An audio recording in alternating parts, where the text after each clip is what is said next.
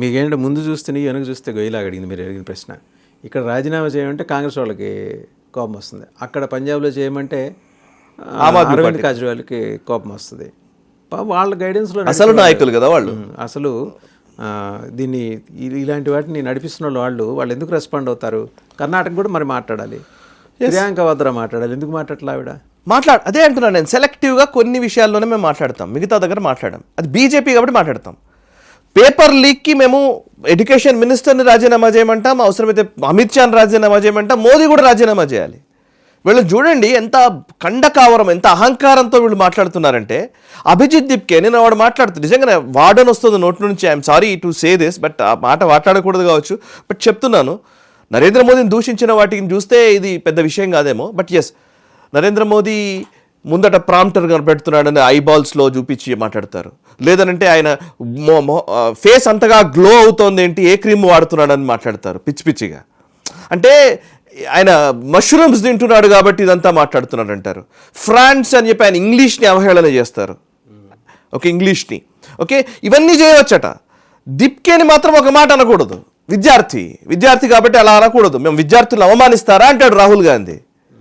అసలు ఏమన్నా ఉందా? ఈడియట్ అనే మాటని రాహుల్ గాంధీ వాడొచ్చు పార్లమెంట్లో, అదే రాహుల్ గాంధీని పప్పు అంటే మాత్రం కూరుకోను. ఓకే సో అంటే ఇప్పుడు మనం అంతే కదా, ఇప్పుడు రెసిప్రకల్ కదా. ఏ గూటి చిలక ఆ గూటి పలుకులే పలుకుతుంది. రాహుల్ గాంధీ పార్లమెంట్లో ఈడియట్ అని మాడితే వీళ్ళందుకు భిన్నంగా ఏం మాడతారండి? ఎగ్జాక్ట్లీ మాట్లాడాలి కదా మరి. సో అలా మాట్లాడకూడదు మళ్ళీ. ఇప్పుడు మీరు అంటే ఎలా తయారైపోయిందంటే ఈరోజు, అంటే this is the problem of the so called Gen Z అనే ఒక టర్మ్ని కాయిన్ చేసిన దగ్గర నుంచి సమస్య ఉంది సార్. నేను చాలా ఈ జెన్జీ ఏంటి, దీని మీద నేను సైకలాజికల్ స్టడీస్ ఏంటి అవన్నీ నేను చదువుతున్నాను యాక్చువల్లీ గత కొంతకాలం కాదు, నేను గత 2-3 సంవత్సరాల నుంచి నేను I'm following this, because corporate సెక్టర్లో జెన్జీ ఎలా బిహేవ్ చేస్తున్నారన్న దాని మీద విపరీతమైన స్టడీ ఉంది. ఈవెన్ డెలాయిట్లు, ఈవైలు, పెద్ద సంస్థలు దాని మీద సర్వేలు చేశాయి. ఏంటంటే ఈ కార్పొరేట్ సెక్టర్లో ఉన్న వాళ్ళు, ఇప్పుడు మనమేమో కెరీరిజం మనకు ఉండేది, మన మిలీనియల్స్లో కెరీరిజం ఉంటుంది.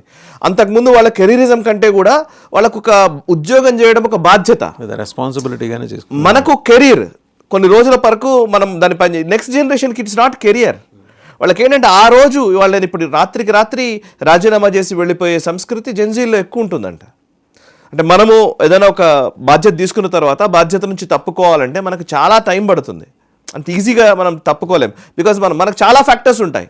ఆర్గనైజేషనల్ వాల్యూస్ మనకు అంశం అవుతుంది, అండ్ మనకు వ్యక్తిగతంగా మన వాల్యూస్ కావాల్సి వస్తుంది. Discipline we were taught. Yes that discipline అనేది నెక్స్ట్ జనరేషన్కి వచ్చేసరికి ఏంటంటే no, it is just an employer and employee relation, that's it. Okay, పూర్తి peripheral relation. And that too ఇప్పుడు నేను ఒక ప్రాజెక్ట్ డైరెక్టర్గా ఒక జెన్జీ వ్యక్తిని నియమించాలి అని అంటే భయం వేస్తున్నాయి చాలా కార్పొరేట్ కంపెనీస్ భయపడుతున్నాయి. ఎందుకంటే వీడు ఏ క్షణంలో వీడు వదిలేసి వెళ్ళిపోతాడేమో. ఒక రోజు అనిపిస్తుంది I want to take a break అంటాడు, గతం అయిపోయింది బ్రేక్ తీసుకుంటానంటాడు, రిజైన్ చేసి వెళ్ళిపోతాడు. సో మళ్ళీ అక్కడ కొత్తని తీసుకురావాలంటే చాలా కష్టం.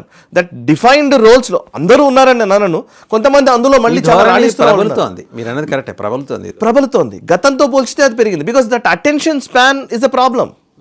నేను అటెన్షన్ స్పాన్ చాలా తక్కువ ఉంటుంది నాకు, నేను ఎక్కువసేపు నేను వినను.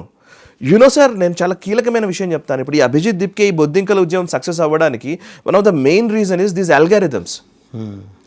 యునో నేను ఫోర్బ్స్ వాడు ఒక స్టోరీ రాశాడు, జెన్జీ బిహేవియరల్ థింగ్స్ అని రాస్తే అందులో ఏముందంటే వీళ్ళు ఏం చేస్తారంటే ఆల్గారిథమ్స్ని తమకు అనుకూలంగా వాళ్ళు సెట్ చేసుకుంటారు.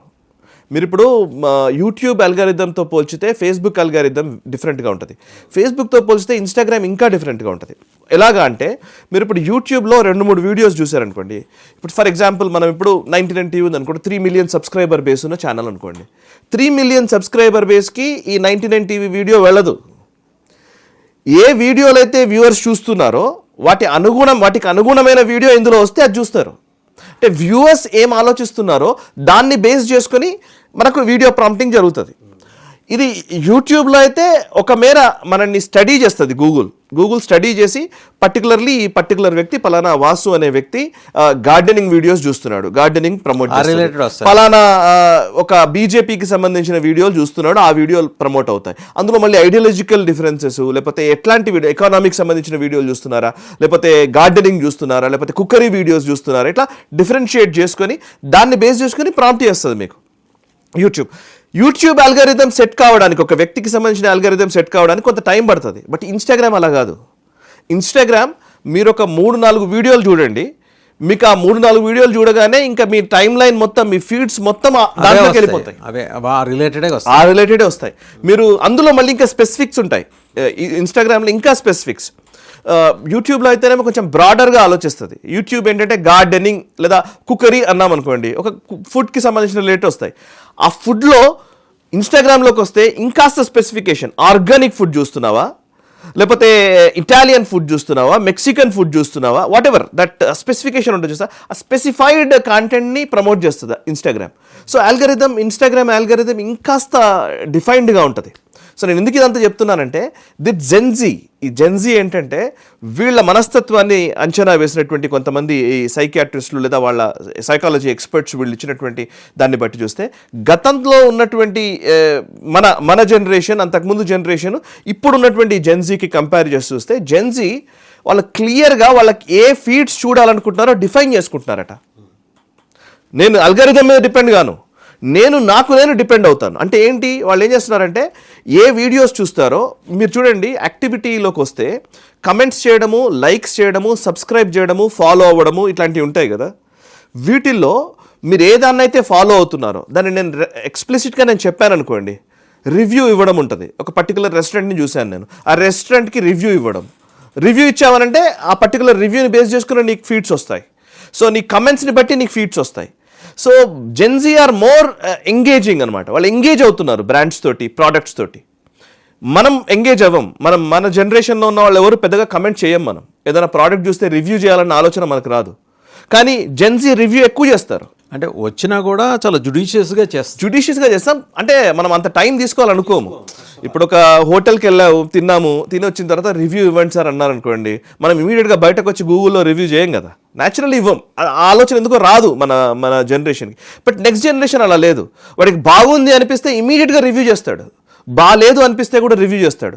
ఆ రివ్యూని చూసే జనాలు వెళుతున్న సందర్భాలు ఉన్నాయి. ఇవాళ మనం ఏ షాపింగ్కి వెళ్ళినా, లేకపోతే ఏదైనా వస్తువు కొనాలన్నా, హోటల్కి వెళ్ళాలన్నా, మీరు సినిమాకి వెళ్ళాలన్నా, రివ్యూలను ఆధారంగా చేసుకునే మన నిర్ణయాలు ఉంటున్నాయి. మీరు అబ్జర్వ్ చేస్తే ఈవెన్ డాక్టర్స్ కూడా రీల్స్ చేస్తున్నారు. ఎందుకంటే డాక్టర్స్కి రివ్యూస్ వస్తున్నాయి. రివ్యూ ఆధారంగా డాక్టర్ పనిచేయాల్సి వస్తుంది. ఎవడో రివ్యూ నాకు నెగటివ్ రివ్యూ ఇస్తాడేమో అని డాక్టర్లు ఫీల్ అవుతున్న సందర్భాలు నాకు తెలుసు, కొంతమంది డాక్టర్లు. సో ఈ కాలం. సో అంటే నేను అనేది దిస్ ఫీడ్స్ని, అంటే ఈ ఇన్స్టాగ్రామ్కి సంబంధించిన ఫీడ్స్ని వాళ్ళకు తగ్గట్టుగా వాళ్ళు డిఫైన్ చేసుకుంటున్నారు జెన్జీ. ఇక్కడ సమస్య ఏంటి, మనం ఇవన్నీ మాట్లాడాం కదా, దీనికి బొద్దింకలకి ఏంటి సమస్య అంటే, వాళ్ళు రిజిడ్గా మారిపోవడానికి ఇది ఒక కారణం. ఎలా రిజిడ్గా మారిపోయారంటే, మీరు నీట్ మీద రీటెస్ట్ నిర్వహించాం కదా, అక్కర్లేదు. నరేంద్ర మోదీ ఏదో చెప్పారు కదా, అక్కర్లేదు నాకు, నేను వినను. ఇంకా నా ఫీడ్స్ ఇవే, నేను ఏం చూడాలనుకుంటున్నానో నేను నిర్ధారించుకున్న తర్వాత నేను అవే చూస్తాను, అవే నాకు వస్తాయి. సో నాకు వేరేవి చూడను నేను. ఇప్పుడు మీరు అబ్జర్వ్ చేస్తే, ఇంతకుముందు సార్ మనము న్యూస్ ఛానల్ పనిచేసాం కాబట్టి, మీరు న్యూస్ ఛానల్లో ఇప్పుడు మనం ఉన్నాం కదా రెగ్యులర్గా, మనం ఏం చేస్తాము, అన్ని వార్తా కథనాల్ని మనం పెడతాం కదా న్యూస్లో.